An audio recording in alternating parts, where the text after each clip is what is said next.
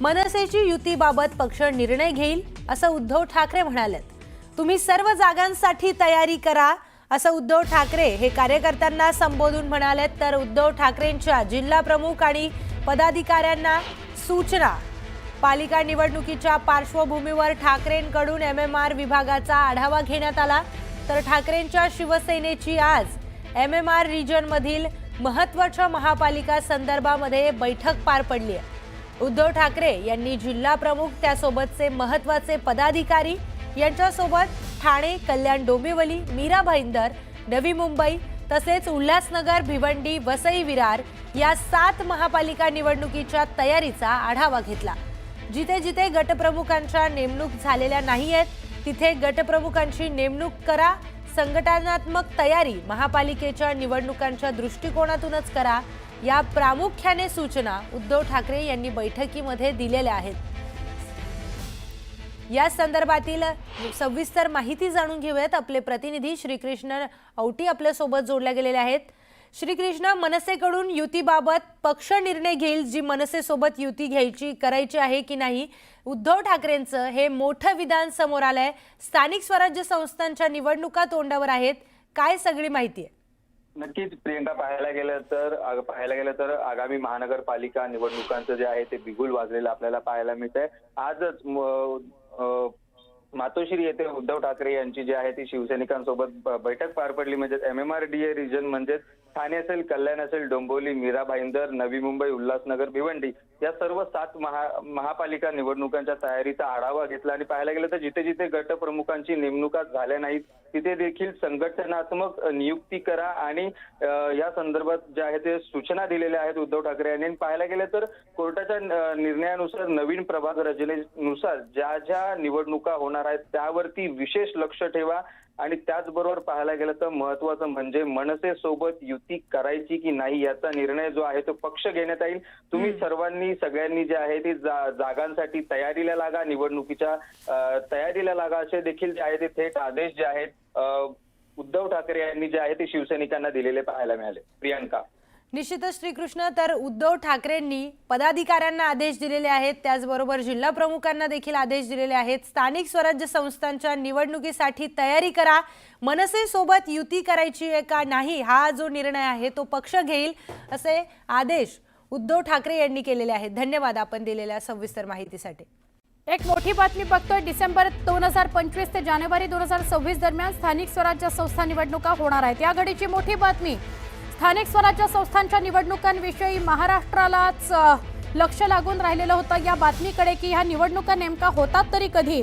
तर आता बातमी या घडीची सगळ्यात मोठी बातमी, डिसेंबर 2025 ते जानेवारी 2026 या दरम्यान स्थानिक स्वराज्य संस्थांच्या निवडणुका होणार आहेत। आमचे प्रतिनिधी लक्ष्मण घाटोळ यांना विचारूया।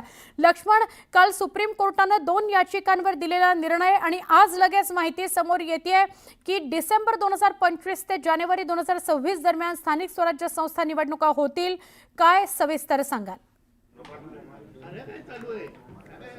सुवर्णा, काही वेळापूर्वीच राज्य निवडणूक आयोगाची पत्रकार परिषद या ठिकाणी पार पडलेली आहे आणि या पत्रकार परिषदेमध्ये काही महत्त्वाची माहिती जी आहे ती राज्य निवडणूक आयोगाचे आयुक्त यांनी दिलेली आहे। यामध्ये एक महत्त्वाची बाब म्हणजे ज्या स्थानिक स्वराज्य संस्थांच्या निवडणुकांची आपण प्रतीक्षा होती, वाट बघितली जात होती, त्या स्थानिक स्वराज्य संस्थांच्या निवडणुका ज्या आहे तो साधारणतः ऑक्टोबर अर्थात दिवाळी झाल्याबरोबर ऑक्टोबरच्या पहिल्या किंवा दुसऱ्या आठवड्यामध्ये स्थानिक स्वराज्य संस्थांच्या निवडणुका ज्या आहे त्या होणार आहेत। तर या सगळ्या निवडणुकांचा कार्यक्रम जो आहे तो डिसेंबर एंड ते जानेवारी मध्यापर्यंत या सगळ्या निवडणुकांचा कार्यक्रम जो आहे तो आटपेल अशा प्रकारची माहिती राज्य निवडणूक आयोगाच्या आयुक्तांनी दिलेली आहे। इतकंच नाही तर या निवडणुकीमध्ये व्हीव्हीपॅट मशीन जे आहे ते वापरले जाणार नाही आहे अशा प्रकारची जी माहिती आहे ती देखील त्यांनी दिलेली आहे। त्याचबरोबर ह्या निवडणुका ज्या आहेत त्या पारदर्शक व्हाव्या यासाठी देखील राज्य निवडणूक आयोगाकडनं केंद्र निवडणूक आयोगाच्या ज्या गाईडलाईन्स आहे त्या गाईडलाईन्सच्या मदतीनं त्या सगळ्या रचना ज्या आहे त्या केल्या जातील। त्याचबरोबर नव्यानं प्रभाग रचना ज्या आहे त्या केल्या जातील। वार्डची रचना जी आहे ती नव्यानं करण्याचं कामकाज त्या ठिकाणी सुरू आहे, ते देखील आवरेल। आणि 4 महिन्याचा कालावधी जो न्यायालयाने दिलेला आहे त्या 4 महिन्याच्या कालावधीमध्ये या सगळ्या निवडणुका संपवण्याबाबतची तयारी पूर्ण करण्यात आली आहे। लक्ष्मण, तुला थांबवते, तू असाच सोबत राहा। काँग्रेसचे नेते प्रवक्ते अतुल लोंढे आपल्या सोबत आहेत, त्यांच्याशी बोलूया। अतुलजी, डिसेंबर 2025 ते जानेवारी 2026 दरम्यान निवडणुका होतील असं कळतंय. तुमची पहिली प्रतिक्रिया?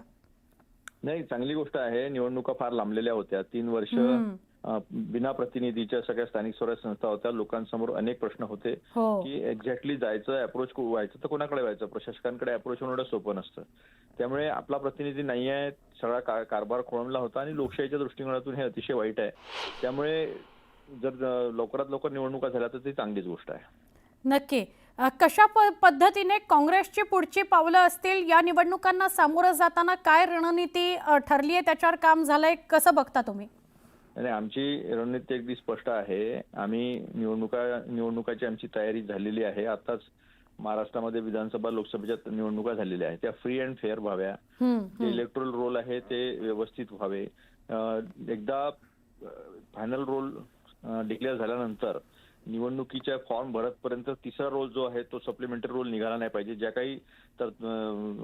काही ऍडिशन्स डिलिशन जे आहे ते सगळ्या पक्षांना, त्या प्रतिनिधींना सगळ्यांना विश्वासात घेऊन झालं पाहिजे. आणि जी वेळेवर जी सप्लिमेंटरी यादी येते निवडणुकांच्या वोटिंगच्या पहिले, तशा पद्धतीच्या कुठल्याही गडबडी ज्या आहे त्या इलेक्शन कमिशनने करू नये. आणि मला असं पण कळलं की व्हीव्हीपॅट नसणार आहे त्याच्यामध्ये. हे का बरं? याचा त्यांनी सगळ्या पक्षांना, राजकीय पक्षांना विश्वासात घेतलं का? ही कारवाई करताना की आम्ही व्हीव्हीपॅट ठेवणार नाही. नुसतं तुम्ही येऊन सांगून देता प्रेस कॉन्फरन्स की व्हीव्हीपॅट नसणार आहे. हे हुकुमशाही आहे का? सगळ्या राजकीय पक्षांना विश्वासात घेतलं पाहिजे की व्हीव्हीपॅट का नसणार आहे, त्याचे कारण काय आहे, काय नाही आहे. नक्की अतुलजी, धन्यवाद माहिती दिल्याबद्दल. उद्धव बाळासाहेब ठाकरे पक्षाच्या नेत्या सुषमाताई अंधारे आपल्या सोबत आहेत. सुषमाताई, तुमची पहिली प्रतिक्रिया, डिसेंबर ते जानेवारीच्या दरम्यान निवडणुका होतील असं जाहीर केलंय निवडणूक आयोगानं. हॅलो ताई, निवडणुका डिसेंबर ते जानेवारीच्या दरम्यान होतील असं निवडणूक आयोगाने जाहीर केलंय. तुमची पहिली प्रतिक्रिया? निवडणूक आयोगाकडून आम्हाला एका पारदर्शक व्यवहाराची अपेक्षा आहे.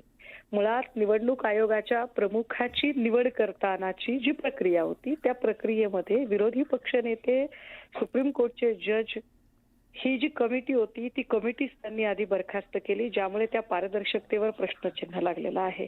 जिथे विरोधी पक्ष नेता देशाचा या समितीमध्ये नाही, तेव्हा निवडणूक आयोगाचे प्रमुख खरंच आपल्या विवेकाला अनुसरून निर्णय घेतात का, हा प्रश्न उरतो.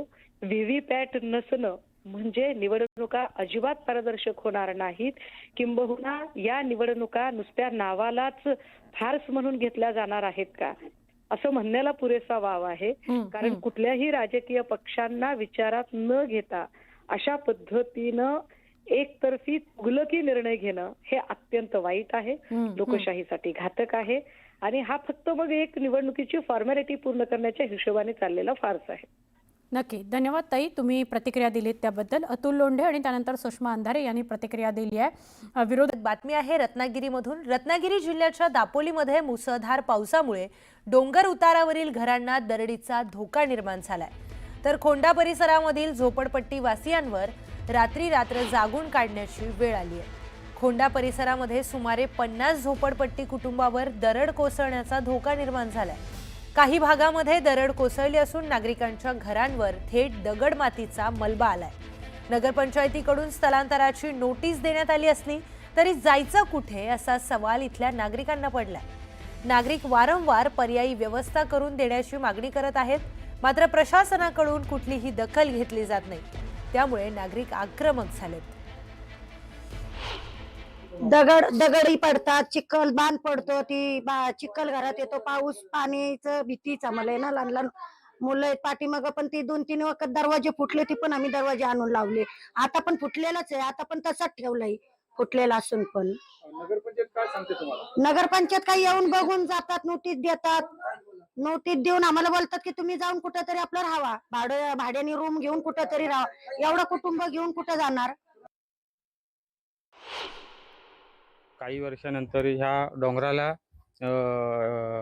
डोंगर कोसळत चाललाय हळूहळू, आणि काही घरांना आमच्या धोका होत चाललाय.